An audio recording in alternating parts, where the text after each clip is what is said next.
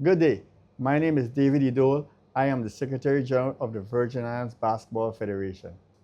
My name is Donald Bow. I'm Vice President for the St. Croix District of the Virgin Islands Basketball Federation. We are here to inform you about what the Virgin Islands Basketball Federation is and what we do. So, Mr. Bow, what do we have coming up? Well, as you all know, our females have been doing pretty well, and in such, we have a Caribbean tournament in Guyana coming up for next week, where our female team will be participating to reclassify again for the FIBA Americas Cup. Central Basket. Central Basket. Could you tell us a little bit about some of the players that's on the team? Well, for sure. I just finished practicing some. My daughter, for sure, she's the point guard, Lanice Bow. She played at University of Nebraska, Omaha, and she's been point guard on the national team for more than a decade. She played. We played recently last week in St. Thomas, which we won those 2 games, exhibition games, and we're bringing her to speed. She was injured a little bit earlier in the year, but we're bringing her to speed. Hopefully, she'll get on board. She usually in the top 5 in the tournaments, them in assists. And we hopefully she could keep that trend up.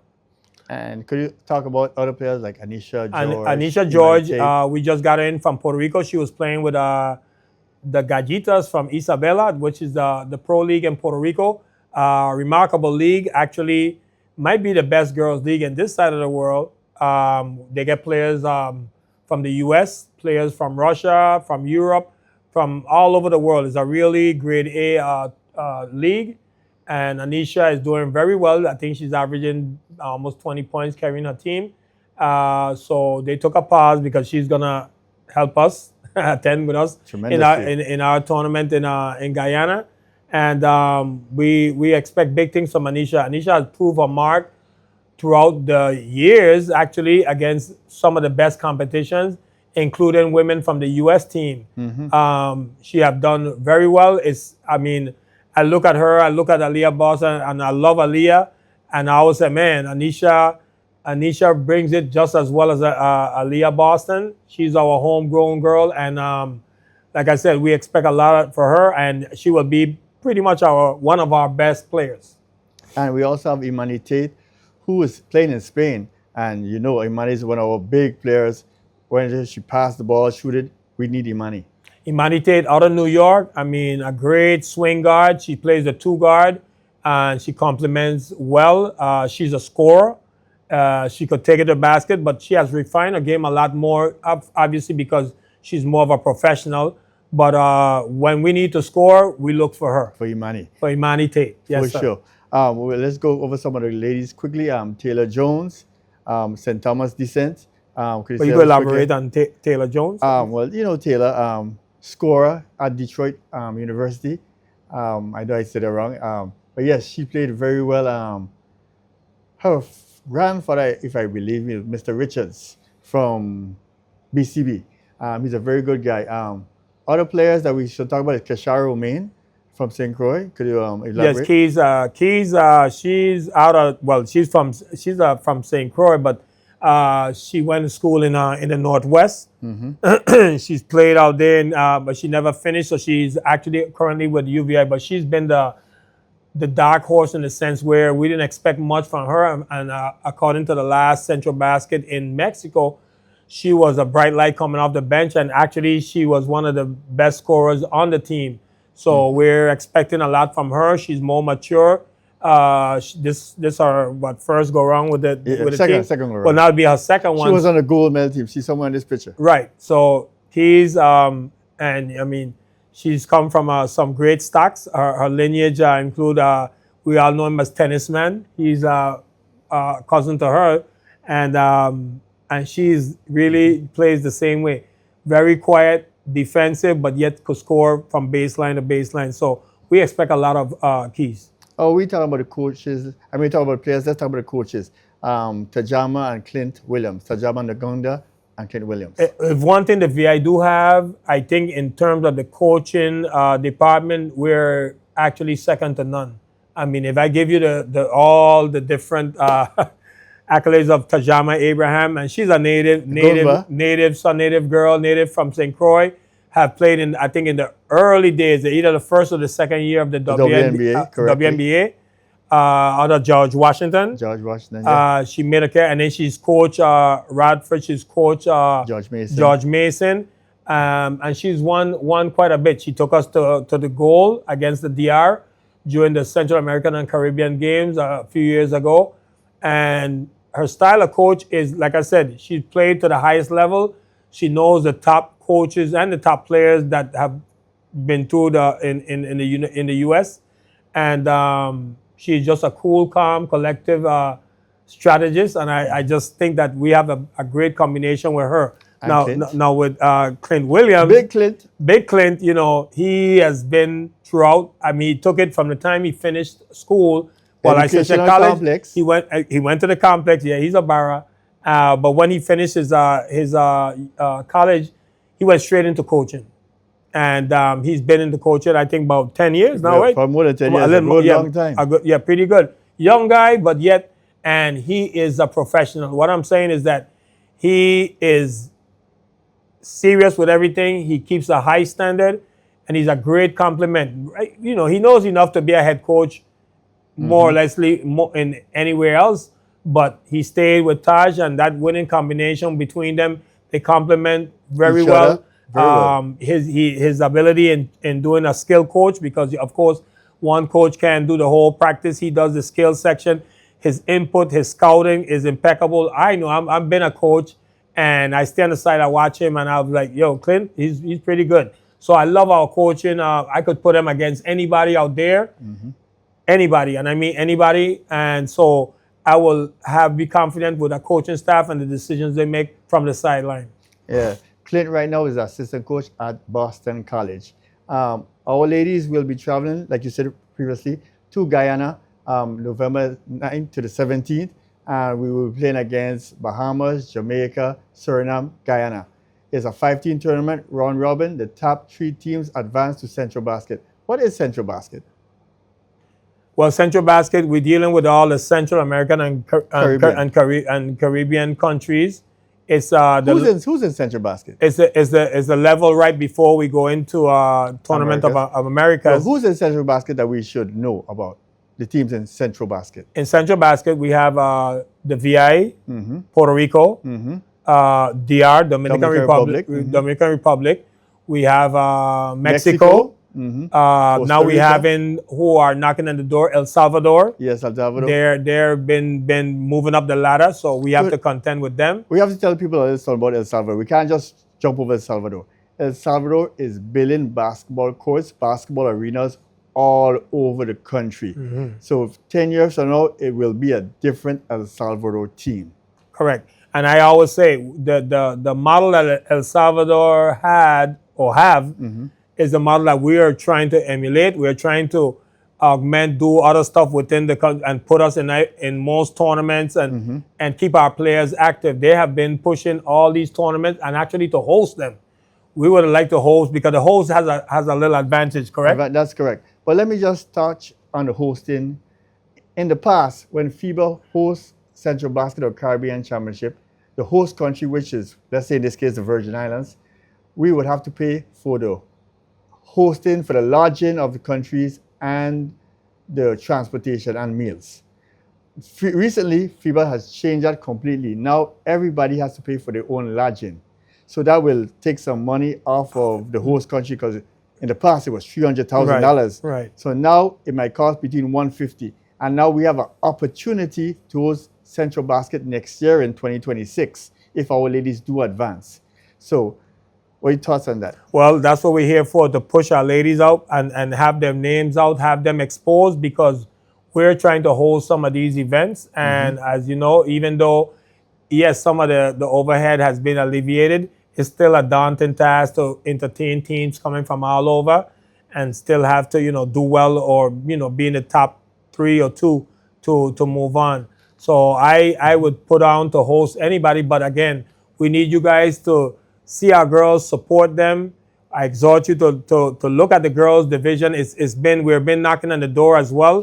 even I though think we're close to the Olympics, actually. You're yes, right. and it's unprecedented. And again, we always say, if you look at the whole world, and you divide what the amount of the sport by the The population, population, yeah. we'll have the biggest decimal. What I'm saying is that our denominator, if you do it incline in any math, is 100,000 or less. Yes. Everybody else is 10, 20, 50, 100 Puerto times Rico, more than that. 4 million, yeah. Yeah, so we're actually the smallest country Yeah. that's ranked the highest And competing against big boys. and competing. Bahamas will be the only one, but I think Almost almost got Bahamas. 400,000 people. Right, Bahamas have 500,000. Yeah. And they have a lot of support from their current and former players in the NBA. Oh, yeah. And Bahamas were in the same situation with us, and they got a breath of fresh air from their NBA players. From Klay Thompson, especially. Klay Thompson, even they had it from Rick Fox, but No, Klay everybody now Thompson. Klay Thompson was a glue, and now he brought it. Now they have everybody. I mean, Bahamas had about 8 or 9 NBA players. Yeah, yeah. And now all of them contributing, or in the sense of monetary, or in their capacity as a player. So You know who else doing that? Jamaica is doing that. Jamaica just got a $4 million sponsorship from a company out of Miami, which she's Jamaican, and she's spending $4 million to build a gym in Jamaica for the national team. yeah, and there you go. I mean, we compete with that, and those are the smallest. So we wear smaller than that. So we don't even. We have to ask the schools or to use their facilities. Which has been tough. Yes, we don't have our own municipal gym or whatever, and it has been really tough for us to actually have practices. We have to maybe circumvent, and we do that. But yet, I know a lot of people might say, okay, you don't practice enough, you don't have enough time, but it's all about economics. We don't have certain places. We have to pay for the practice facility. Yeah. And we have to fly in players. So the overhead expense is very high, and that's what we're here to actually expose. I was going to explain that to everybody, because I've been doing this for the past 4 years. So when we start with our team, first thing we contact everybody, and some of the players, it'll be in season. So some of our players in Europe, in Asia, Walter Hodge, in Asia, so we have to pay for the ticket and bring them to the Virgins for practice. Let's look at a window. A window is 7 days, and you have 2 games. You have a home, or sometimes you have an away and away. So let's just look at one window. United States spends $300,000 for one window. We do not spend nowhere near $300,000 for one window. And first thing we do is when we put our team together, we have to fly them in. That's expensive. And then when we fly them in for the 3 or 4 days of practice, then we got to fly them out to the country. The country might be in South America. The country might be in Central America. After we fly them out, we have to pay for the hotel, both places, when they're here and when they're away. And then we have to pay for the food when they are here or when they're away. It costs a lot of money. It is not cheap. That's why the United States spends $300,000, Brazil spends $300,000. We don't spend nowhere near that.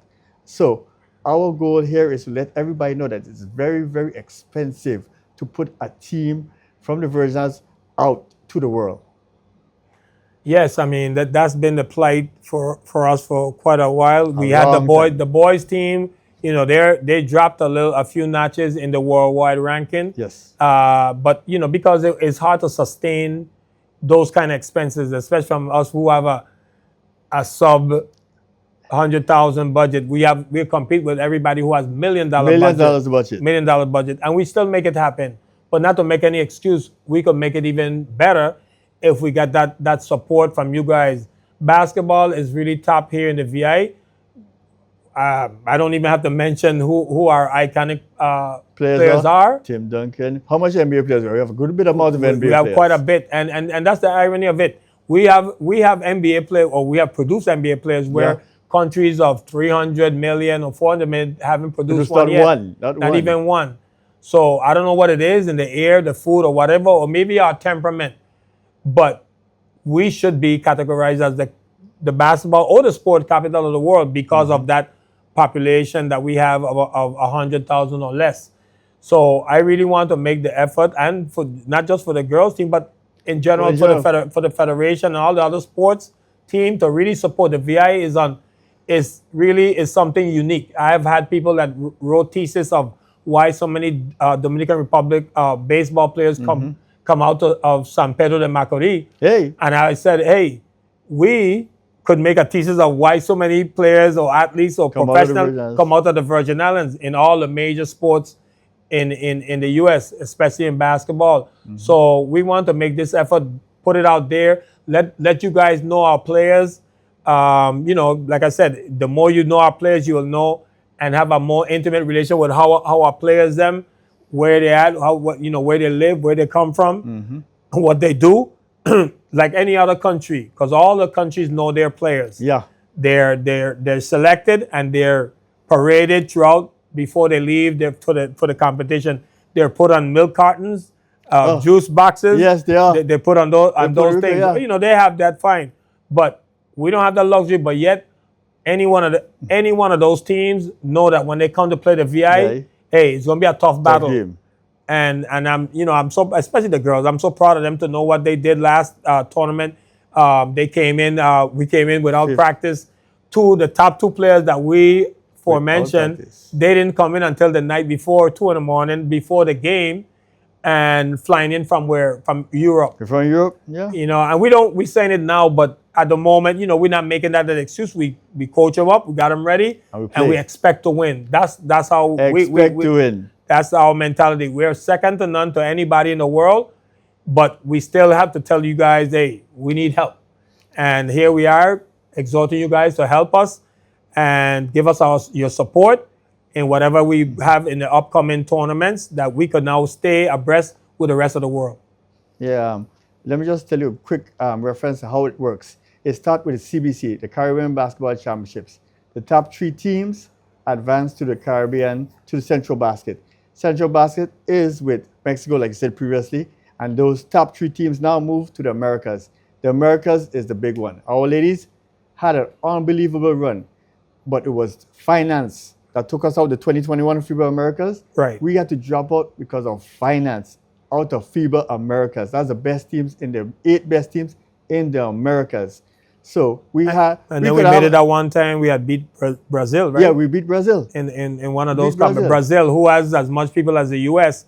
We flew in, and I could add a little story to that. We flew in and we played the same night, the same day. Those girls came in. Obviously, there was an issue with a passport, as you all see so many. Those have stopped with the passport issues. And the girls have to overnight and stay, and they came in the same day to play that night, and they beat Brazil. And that was I mean, and the thing is about it, you guys hearing that now, but that happened.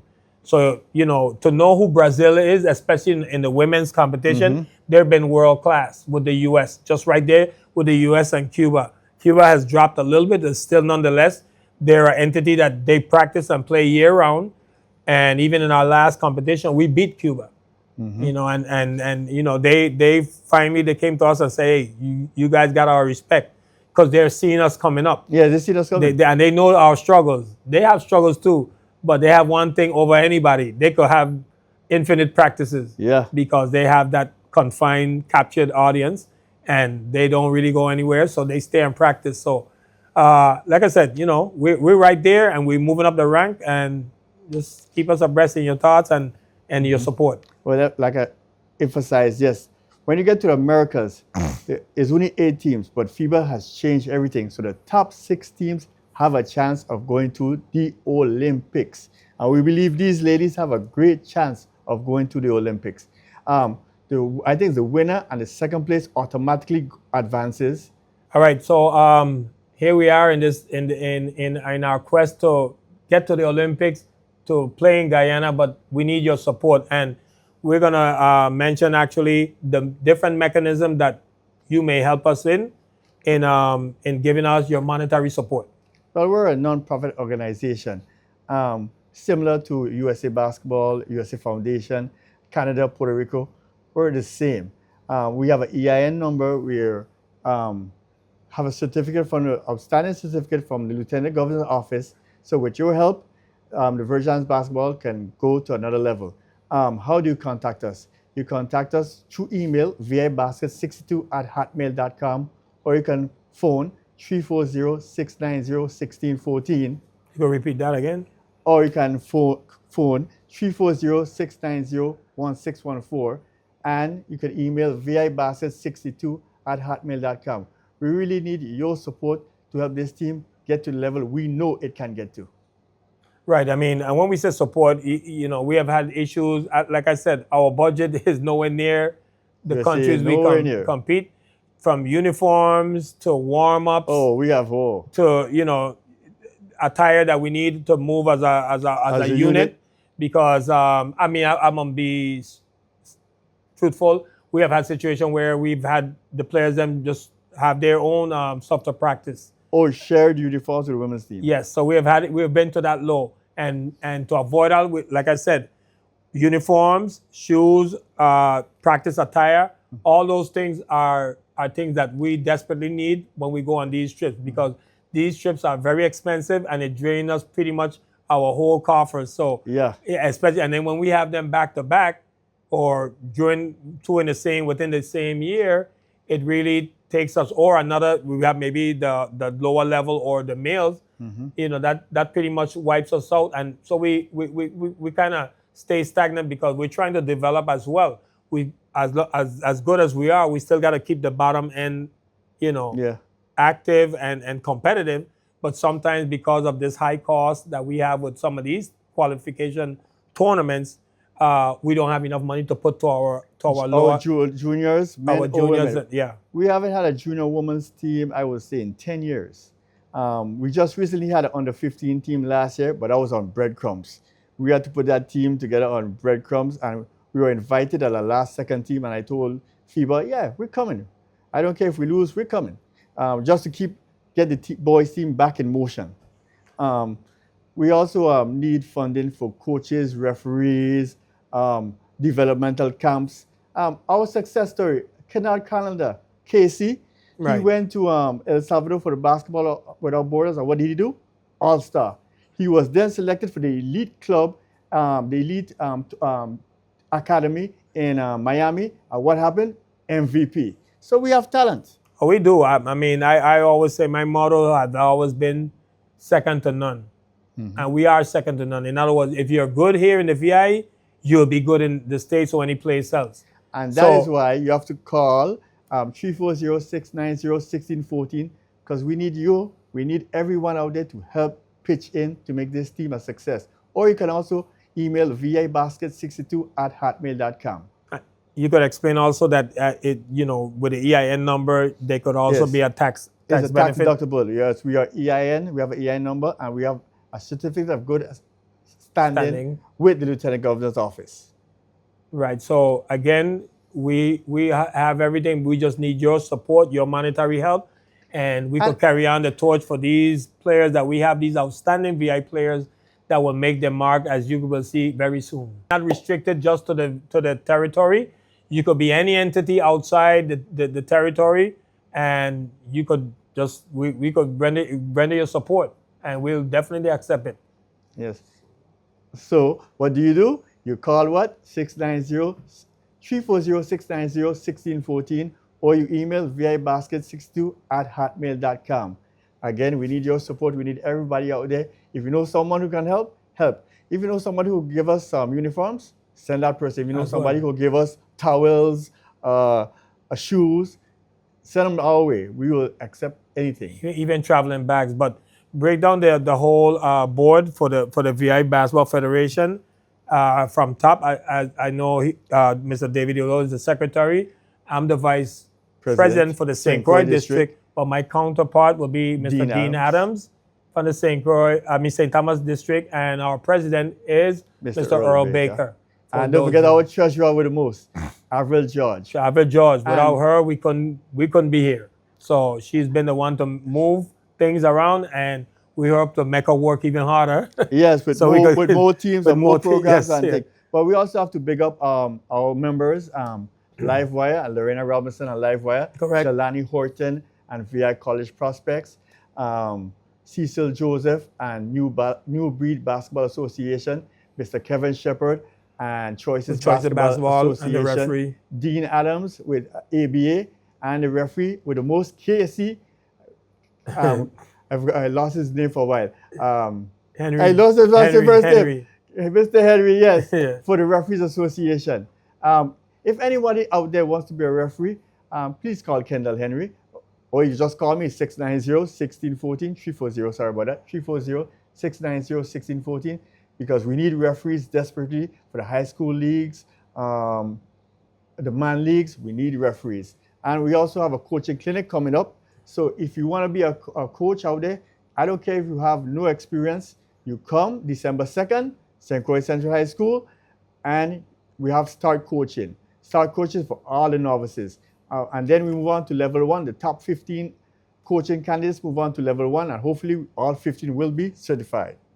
That'll be wonderful, because part of the whole thing of the growth is the development, and you need coaches, skilled coaches, certified coaches.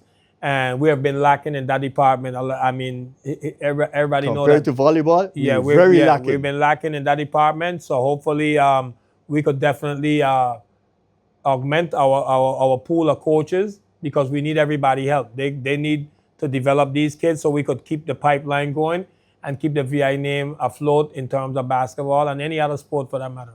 What you do, you call 340-690-1614, or you email vibasket62@hotmail. That's VIBASKET62@hotmail.com. Thank you all for listening from the Virgins Basketball Federation. I'm David Ido, the Secretary General. Donald Bow, the Vice President for St. Croix. I exhort you guys to please help us. Again, what are the numbers? 340-690-1614 or vibasket62@hotmail.com. All right.